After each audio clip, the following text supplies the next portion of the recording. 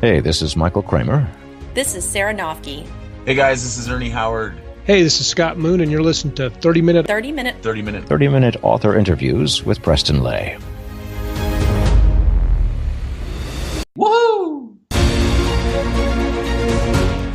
Hey everybody, welcome to this week's episode of 30-Minute Author Interviews. There is a giveaway with this week's episode, but before I tell you about it, let me tell you about our two sponsors. First up is the Galactic Satori Chronicles by Nick Breaker and Paul E. Hicks.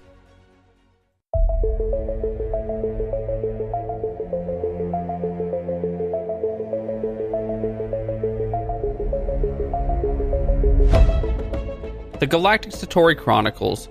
A thirst for revenge sends one man on a deadly journey through the galaxy in this adrenaline-pumping new series. Asher is a young man whose world is turned upside down when he discovers that his fiance's death has been directly caused by an imminent alien invasion.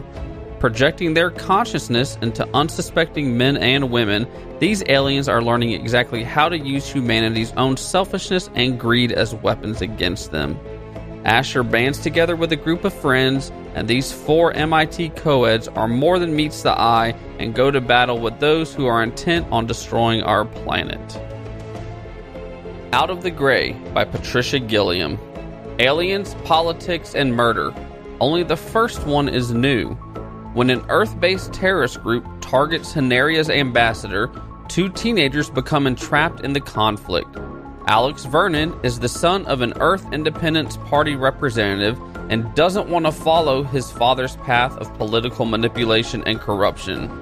Rika Miller is the adopted daughter of an engineer and nurse who later discovers she's not human but Hanarian. Alex must decide between his family loyalties and saving the life of an alien he's been taught to fear and hate, while Rika searches for the truth of what happened to her birth parents. The Galactic Satori Chronicles by Nick Breaker and Paul E. Hicks and Out of the Gray by Patricia Gilliam can both be found on Amazon, or just head on over to Leigendarium.com, check out the show notes for this episode, and in the show notes we will include a link where you can check out both of these books on Amazon and learn more about them and buy them if you would like to. And now for the giveaway that I was telling you about. This week we're joined by Nathan Beauchamp, and he would like to give 3 people the chance to win a physical copy of his novel Ascension, as well as a physical copy of Oceans the Anthology. We'll even sign them for you if you would like. What do you need to do in order to get registered for this giveaway? It's simple. Head on over to Leigendarium.com, find the show notes for this episode, and let us know what was your favorite part of the episode. It's as simple as that. Now enjoy our interview with Nathan Beauchamp.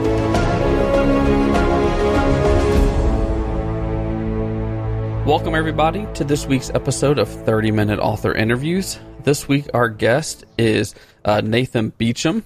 Thank you for taking time out of your day and coming on 30-Minute Author Interviews. Thank you, Preston. I appreciate it. Yeah. Well, we like to start out each segment with each podcast with a segment that we call Two Truths and a Lie, where you tell me two truths and a lie about yourself. I probably get it wrong. I've been trying to turn around. 1 in 3 chance of getting it right. Yeah, that's right. So trying to get my losing streak turned around, but I've quit holding my breath on that one. So do you have 2 truths and a lie about yourself that I can try to guess? All right. I've lived in 17 different states. I once wore a suit of armor in front of 10,000 people. And if I had been a girl, my first and middle name are the same as my wife's first and middle name. Okay.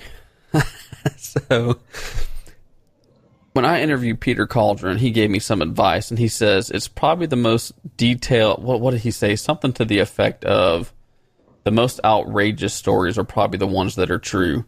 So I'm going to try to go with that logic this time. So I'm going to say, let's see, I'm going to say wearing the suit of armor is true. So I'm going to narrow it down to the name being the same as your current wife if you were born a girl, or living in 17 states. That's a lot of moving around, though. But you could be a military brat. I don't know. I'm going to say I'm going to say the lie is living in 17 states is the lie. You are correct. Yes, winning streak. I'm retiring. Yeah, I think you got some very good advice. Maybe. We'll see. So tell me the story of wearing a suit of armor in front of 10,000 people.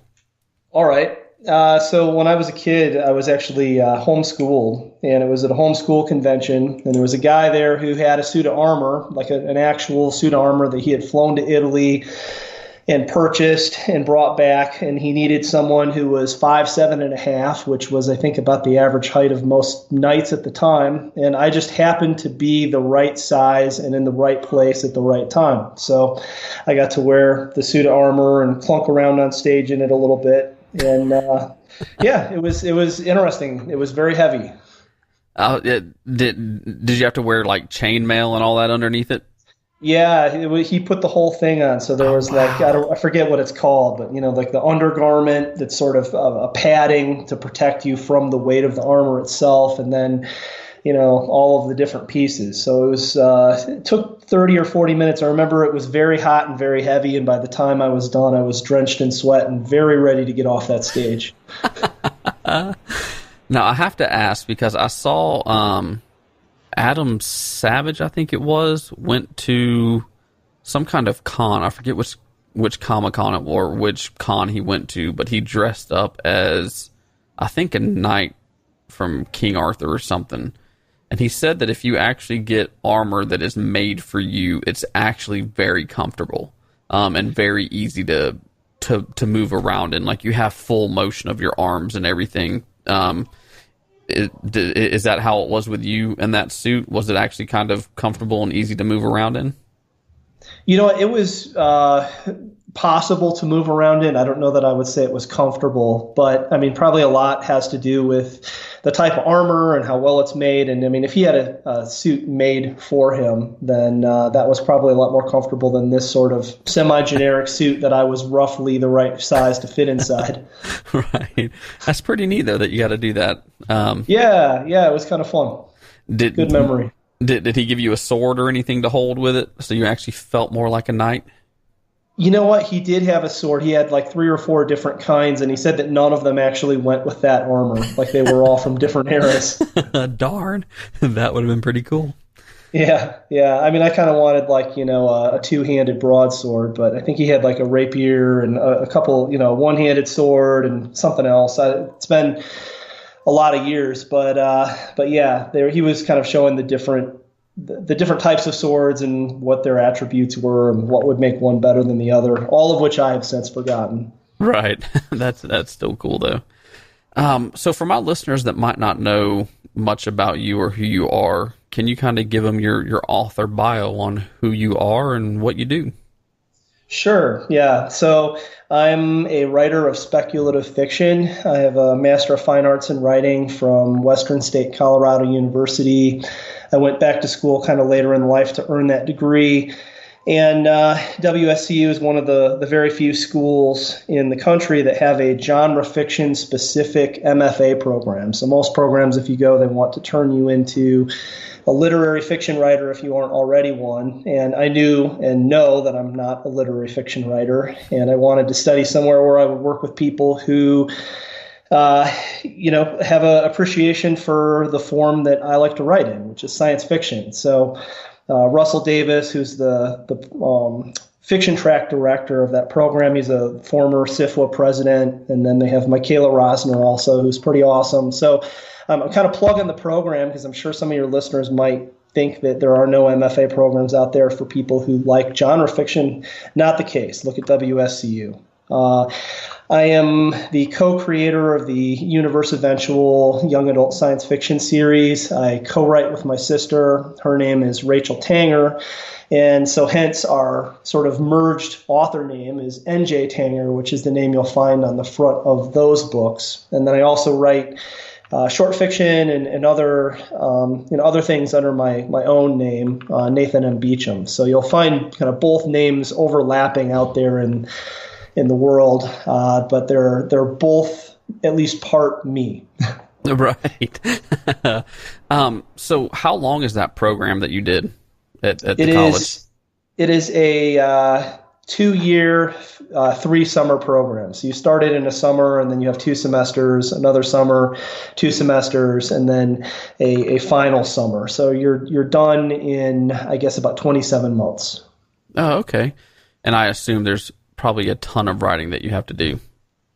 There's a good amount of writing, yes, and it's a graduate level program, so the expectations are that you're going to get it in on time, and it's very collaborative. You work with your other the other students as well as the faculty, and it was awesome. I became a much better writer after those 2 years. Now, will any of those stories that you wrote during your time there ever be published or turn into stories that you'll consider publishing? Yeah, in fact, about a half dozen of the short stories I wrote while I was in that program have found publication in one form or another. And then my thesis, which is a full-length adult science fiction novel, will be coming out here probably spring of next year. Oh, very awesome. So have you been interested in writing and reading your whole life? Did it start out as reading and then turn to writing? Or how did that go for you? You know what? I actually started telling stories before I could read. Like I always had a keen interest in stories, and my mom would read a lot to me as a kid, which I'm incredibly grateful for, and have tried to pay her back for by reading to my 2 little boys as much as I possibly can. And before you officially started the podcast here, I mentioned I have mild dyslexia, and I didn't really learn to read all that well until I was 8 years old. It was a pretty frustrating experience before that point. And so I started telling my own stories before I had the words to put them on the page, and would sort of beg or borrow or steal my mom or older sister's time and try to get them to write some of my ideas down on paper, which I'm sure they got really, really sick of. But they humored me enough. And so when I did, the cross wiring in my brain resolved itself a little bit, I sort of immediately became both an avid reader and a avid writer, and wrote a lot of sort of pretty grisly, silly stories like you might imagine a 10-year-old boy would tell, with, man-eating sharks and that sort of thing. Hey, apparently Sharknado can be made, so you never know what could be the next hit. Right. Yeah. No, I had a whole little book that I had made with a friend of mine called Benji the Mole's Epic Tales. And each one was, pretty grisly and involved, something getting consumed by something else more often than not. Yeah, that's how my stories were when I was in 5th or 6th grade. Yeah, right. Well, I mean, that's what you're interested in at that age, right? Mine was, I don't know if I still have it at my parents' house or if I threw it away in a move. I think it was sixth grade, I think it was. Our teacher, my literature teacher, handed out blank hardback books for us to write our own story in. And so my story was the untrue story of the 3 little pigs, and they all get murdered and turned to bacon at the end of the book. So. Oh, that's awesome. Yeah, it's really funny. I have a 5-year-old and a 7-year-old, and they just got a book from the library that's a pig who goes to the wolf's house and then proceeds to make the pig, like he tells him, well, I'm dirty, I need a bath before you eat me. Oh, I'm kind of a hardworking pig. I've got too much muscle. You probably need to give me a massage before you eat me. And, it has the fox sort of jumping through these hoops until the fox is too tired to eat the pig, and then the pig leaves, and he's like, well, that was a nice day. And as I told my boys, I'm like, that's only going to work once or twice before all the predators in the neighborhood are going to, get with one another and put out a PSA to look out for this particular pig. And one day he's going to show up and knock on the door, and they're just going to rip him to shreds and eat him. Which my boys thought was very funny. Yeah, that is. Well, speaking of pigs, not really. There's not really a good way to transition. No segue for pigs. There's no segue.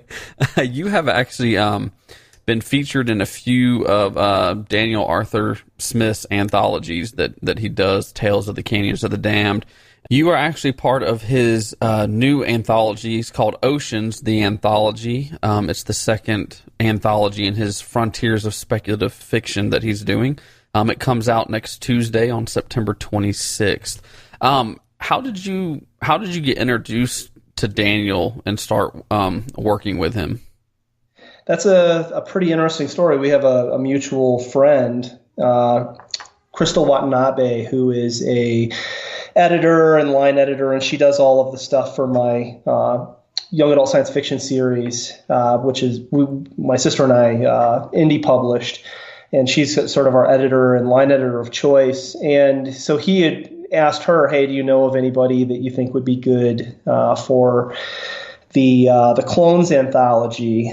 And she put my name forward, and Daniel and I started up a little conversation, and he invited me to submit a story. So I have a story that appeared in there, and then he and I kind of, quickly became Facebook friends. And since then, I think I have 3 stories in Canyons of the Damned, and appreciate Daniel so much. He does a ton for the indie publishing world and is such a supporter of indie authors. Like, he is a tremendous dude. So it's been a privilege to know him and to see my work in the anthologies that he puts out. And I think Oceans is going to be even a cut above better than anything else that he's put out, all of which is excellent. I think it's like, I haven't read all the stories. I've only read 7 of them, but they're all just fantastic.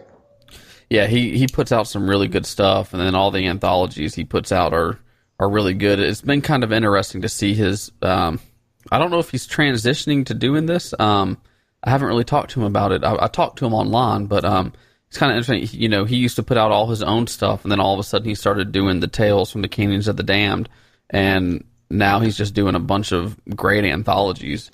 So yeah, I really can't go any wrong with anything that he puts out.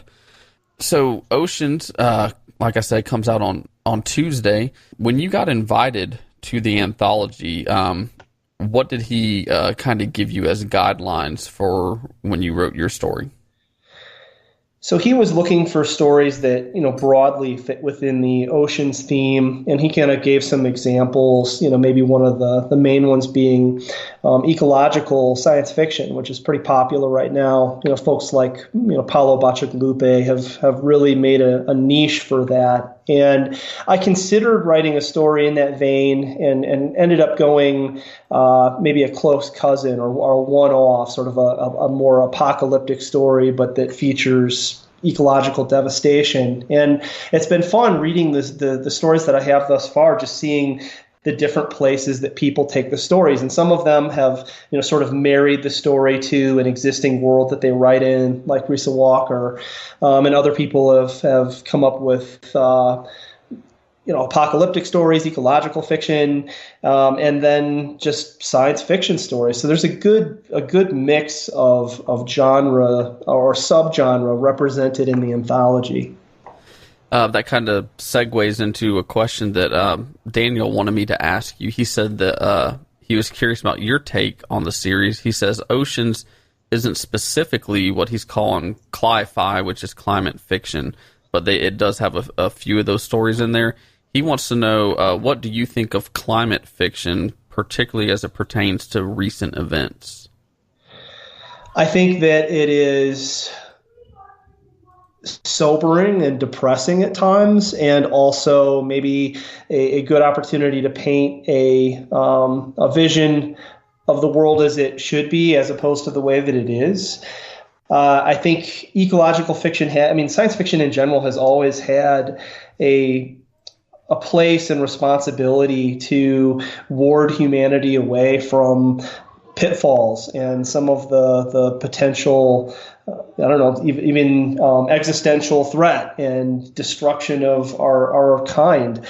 And ecological fiction is just another take on that, and one that in present day is very salient, right? I mean, we live in a world where Houston and now Florida are both buried under 2 of the largest hurricanes that we've ever seen. And these threats are real, and they're not unlike alien invasions or massive asteroid impacts or nuclear annihilation. We have real life examples of that extant threat that we can look at on the news, and science fiction can hopefully serve as a medium to convince people through story and through fact to change their ways a little bit. We have a lot of work to do if we want to avoid cataclysmic ecological damage and climate change. And science fiction may be one small voice to try to convince people to do that. Do you think climate fiction might ever get as popular as I guess like post-apocalyptic fiction has gotten? I'm sure storage places have gotten a good surge of business once they got popular with people, prepping and maybe really thinking ahead to what if something does happen? What are me and my family going to do? Do you think that could work also with climate fiction? Do you think it might get to that level? It's an interesting question. I've thought about that, and I think that there's a sense in which people like their fiction to be close to home, but not too close to home. Like we like things that are fantastical and compelling, but aren't so realistic that they draw us back into the troubles of our everyday life. And I wonder if there's a sense in which ecological fiction is going to be hampered by, cli-fi is going to be hampered by that reality, right? That we do live in a world where there's ecological devastation taking place. We do live in a world where it seems like storms are coming more frequently and are worse, and that temperatures are rising, and that we're heading towards this possible dark future. And maybe a good corollary would be dystopian fiction that sort of shows how governments and human organization can run amok in dark ways, and that is present in the world as well, and arguably taking place in our own country. With the rise of things like white nationalism and these just the craziness that's going on in the world. So it could be that people have more of an appetite for it than I'm giving them credit for. I'm not sure. I think time will tell. Okay. Well, your story in the Oceans Anthology is called Bug Eater. Where did you get your idea for your story, Bug Eater? That's always such a tough question to answer for me, because it feels like I have a number of sort of fairly amorphous ideas, or even a setting or a character floating around, and it doesn't really congeal into a formalized story until I sit down and start writing. And oftentimes it goes different directions than I think it will. And the original premise or idea that got me to start the story isn't the way the story ended. So I'll be completely honest. I started one story for this anthology, and I got several thousand words into it and realized it wasn't working and decided to scrap it and start a new story entirely of a very different vein. So, the first story was a hard science fiction story about the exploration of Titan, the moon Titan, and its oceans, and had an artificial intelligence character, and it was just sort of high concept and problematic, and it just was not working. And that's the story I wanted to write. And when I realized that wasn't going to work, I'm like, well, what am I going to write for this anthology? And I had been reading a whole bunch about insects as a food source, and about how the hunger issues or starvation issues in the world could be solved almost overnight if people would get over their distaste for eating insects. And I mean, I'm the first to admit I don't want to eat insects. It sounds disgusting. I'm like, I don't know whether it's chocolate dipped tarantulas or cricket flour. I mean, like, I'm not, putting my name on the list of early adopters, but if we have large-scale problems in the world that need to be solved, and we have a ready-made solution in insect-based proteins, then it's at least worth thinking about, right? Is there a way to make that palatable? Is there a way to use it as a tool? And my story isn't really about that, but that's sort of where the ethos for the story came from. And even in the very bleak world portrayed in the story, people still don't want to eat insects. I wonder if I could do cricket flower if I didn't know what it was. I don't know. I don't know if I could do chocolate covered crickets. That one just I know. creeps me out just thinking about it. But I'm not sure about the cricket flower. I'd have to think on that one. If it tasted exactly, if it had the same texture and taste as regular flour, then I probably would be okay with it. Yeah, because you probably wouldn't know. Right. Yeah, I'll have to look up and see what it even looks like. I wonder if it looks anything like regular flour or if it's completely different. Really? It looks kind of gritty and not real amazing, to be honest. Have you tried any insects since you wrote yours? No, I have not, nor am I intending to. That's funny. Well, can you give my listeners the non-spoiler book blurb on what your story, Bug Eater, is about? Sure. It is a post-apocalyptic story wherein the main character is trying to convince the members of her tribe that she has a better solution for their survival than the one that they are currently employing, and has quite a bit of difficulty in doing that. You said earlier that you have stories you've written with your sister, and I listened to an interview where, is it book 1 and book 2, or is it all 3 books of the Universe Eventuality series was actually written with a third author? Yep. Yeah. The original premise for the story was originated with my best friend, Joshua Russell. And so he gets writing credit as sort of a world creator. And, he and I hashed out the original idea, and he even wrote part of Chimera, which is the first book. And then by the time we got to Helios and Ceres and then Ascension, those are all written by Rachel and I, and Ascension is written by me alone. Okay. How was the writing process different for you writing your novel or your short story for Daniel Arthur Smith's Oceans Anthology versus when you write your novels with your sister? How's that writing process different for you, or is it the same? You know what? It's pretty much the same, right down to before I sent the story off to Daniel and, Jessica West, his editor, I sent it to my sister because she is my number one best beta reader. Like, her feedback is fantastic. And so I sort of feel incomplete until she's read anything that I write. Like, I always want to get her take on it, because she will often see, the little pitfalls and other things that an editor might catch on her first read through. So she's my number one beta reader. She reads almost everything that I write always. In terms of the actual writing process, that's different in the sense that I'm not co-telling a story. So I'm sending the story off to her for feedback, but I'm not asking her to co-create the world or to provide character notes or to develop other aspects of the story.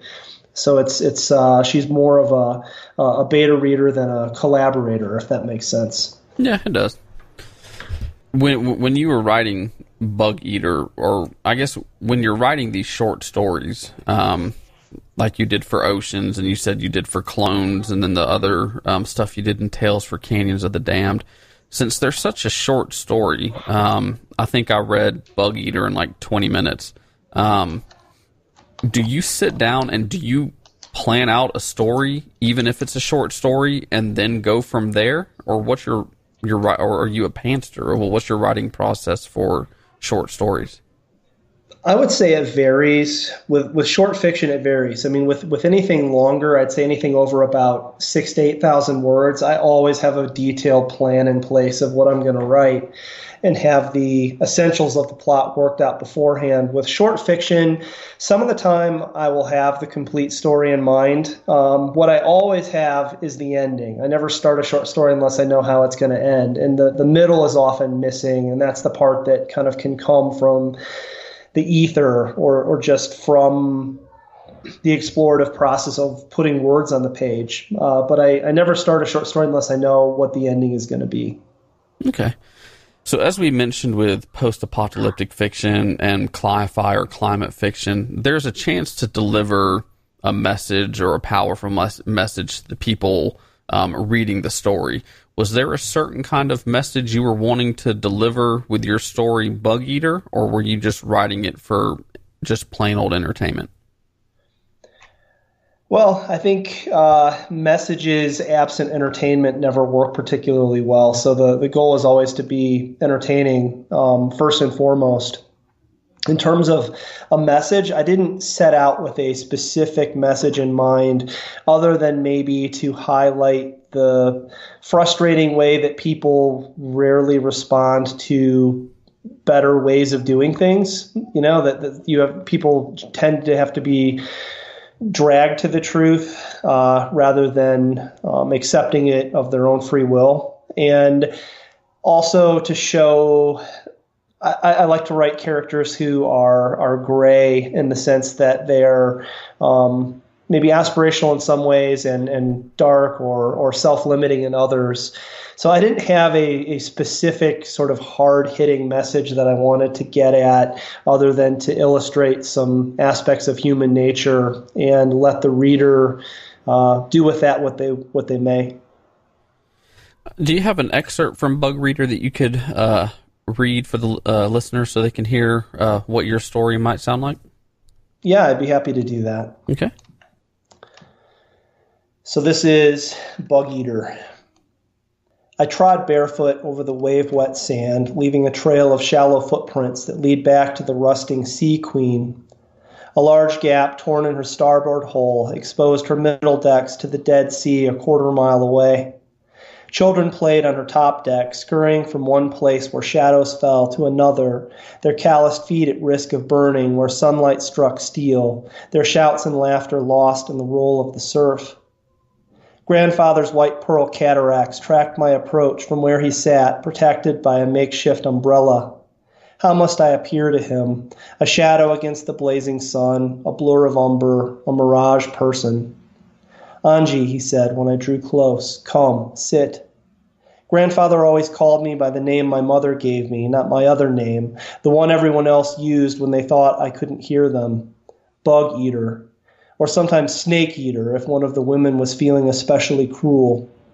I crouched beside him and the rough bark of his hand closed over my calloused one. What do you see, Anji? Salt wind pushed dried seaweed across black and white pebbles. Was the tremble I felt in his fingers or mine? Mine. Though he would never guess the true reason, I didn't regret my choice. The empty sea, I replied. The boats had not returned. 3 nights had passed since their departure. We both knew what it meant for us, for our tribe. Our best men lost, no harvest, no meat drying over smoking racks, no provisions for when the sun scorched so hot it started fires and we retreated into the caves for relief.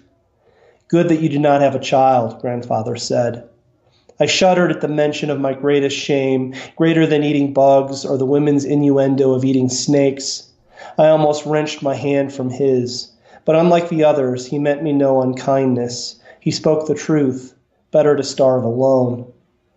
The boats had not returned from the Dead Sea, and unless the tribe acted, we would follow our men into the torment of death. Grandfather pushed to his feet. Shielding blind eyes with one bony hand, he peered out over the sea to the horizon line where the fat sun bloomed against darkening water. It is good, Grandfather said, finality in his voice. A pronouncement long considered, delivered now like a judgment spoken at gathering. Good. His milky eyes slid toward me, thin lips tight against nubby yellow teeth. It had to end. Now something better may come. Now something better may come. Something better will come, I agreed. Something we make. His bald head slumped toward a concave chest. So old, the oldest of all of us. You know what will happen. Grandmother has the ear of the women, all of them but you at least. His sightless gaze searched for mine. She'll cast lots tonight, Anji. The sand seemed to shift beneath me, sucked away by some unseen current. So soon? I'd hoped for another month of work to have a fully edible generation of beetles before Grandmother acted. Grandfather gestured at the sea as if its mere existence explained everything. I'd heard his stories of fish and seals and crabs washing up dead by the millions, the putrefaction of corpses, the deaths of cities, countries, the world itself, expunged by radioactive tidal waves. You still have time, grandfather said. He was extending an offer, a chance at escape. We both knew I would draw the worst lot possible, a childless woman, a misfit who spent hours in the lowest deck of the Sea Queen, breeding successive generations of water beetles, eating a few of each new crop, and then falling ill, racked with sickness. But each time the sickness left sooner than the last, giving me hope, keeping me at my self-chosen task, selecting the next generation based on how ill I became, treating my symptoms with the tar black moss I collected in the caves. Bug Eater. Well, that is Bug Eater in the Oceans Anthology that comes out this upcoming Tuesday. And so far from what I read of it, it's really good. So I highly recommend people go and pre-order it and have it delivered to your Kindle the day it comes out. And it's only 99 cents. It's a bargain. Yeah, definitely. It's 12 short stories from some of the best authors that are out there. Ken Liu's in there. You're in there. Daniel Arthur Smith, Will Swartstrom, Hank Garner, P.K. Tyler, S. Elliott Brandis, and many, many more. So definitely pick it up. It's definitely worth 99 cents easily. Where do you see your story taking place? Like, what, I guess, continent or country did you have in mind when you wrote it? I tried to leave it purposely vague. Okay. I wanted it to be, anywhere with a coastline. And in the way that plays often will make their setting, less defined. I think if you had to nail me down, I would, something like the new southern coast of the United States, wherever that, now lands, maybe in Virginia, right? I mean, something far inland of where the present coastline is. Okay. I was almost thinking in my head, you mentioned in their tribe and all that stuff, so I had in my head maybe like Tonga or like New Zealand or something maybe. Yeah, there's cues that would cause you to think maybe any number of things in terms of location, and that was purposeful. Yeah, okay.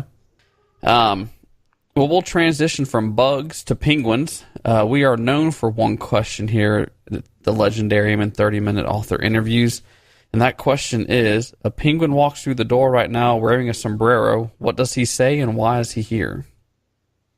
Well, first off, the penguin says nothing, because the penguin has got to be the penguin from Wallace and Gromit, which is the claymation series, and he is the antagonist in The Wrong Trousers, and he's known for his silence and he's known for his disguises. So he is up to no good, and I would be very fearful were he to arrive at my house. There we go. I meant to ask you a question when you were done reading your story. I've had the chance to read it. Daniel Arthur Smith was kind enough to send me an ARC of Oceans, and I was kind of curious. Do you plan on maybe continuing your story anytime in the future, or do you think you're going to leave it as is? I think there's more stories in that world, and it wouldn't surprise me if I ended up writing another one in that same space. I don't have any active plans to do so. Okay. I think you should. I think there could be some really cool stories and maybe even some science in future novels. So, well, thank you. I'm glad that you liked the story enough to encourage me to write more in the same vein. Yeah. Before we leave, do you have any advice, whether it be for writing or for life, that you would like to share with the listeners? Don't do anything halfway. If you're going to do it, be all in, pursue it with everything you have, or find something that you can commit to with that level of dedication. I think that's some good advice. And where can our listeners go if they would like to learn more about you or the stories that you've written? You can find me on my webpage, which is njtanger.com. That's njtanger.com. You can also find pretty much anything that I've written on Amazon by searching that same name or by searching Nathan M. Beauchamp, which is Beauchamp. Well, we will put links to everything over at the show notes, in the show notes over at Leigendarium.com. Thank you for taking time out of your day and coming on 30-minute author interviews. We appreciate it. Thank you so much, Preston. It's been a pleasure. It has. That is all the time that we have for this week's episode of 30-Minute Author Interviews. Thank you so much for tuning in, and we hope you tune in next Wednesday and every Wednesday for another great author interview. And don't forget to head on over to Leigendarium.com and find the show notes for this episode. In the show notes, you're going to find the giveaway where Nathan Beauchamp is giving 3 people the chance to win a physical copy of his book Ascension, as well as a copy of Oceans the Anthology. And while you're at the show notes, check out our sponsors, The Galactic Satori Chronicles by Nick Breaker and Paul E. Hicks, and also Out of the Grave by Patricia Gilliam. Let them know that you heard about them right here on 30-Minute Author Interviews. And don't miss another episode of the podcast. You can subscribe on YouTube, iTunes, Google Play, and wherever else you like to listen to podcasts. I would also like to thank a few of our Patreon supporters. I would like to thank Third Scribe, Maggie Stewart Grant, and Nick Breaker. They're supporting 30-Minute Author Interviews through Patreon. They are also receiving the Patreon-only podcast 10 Questions With. Visit patreon.com/Leigendarium and find out how you can support 30-Minute Author Interviews for as little as $1 a month. Until next time, stay legendary.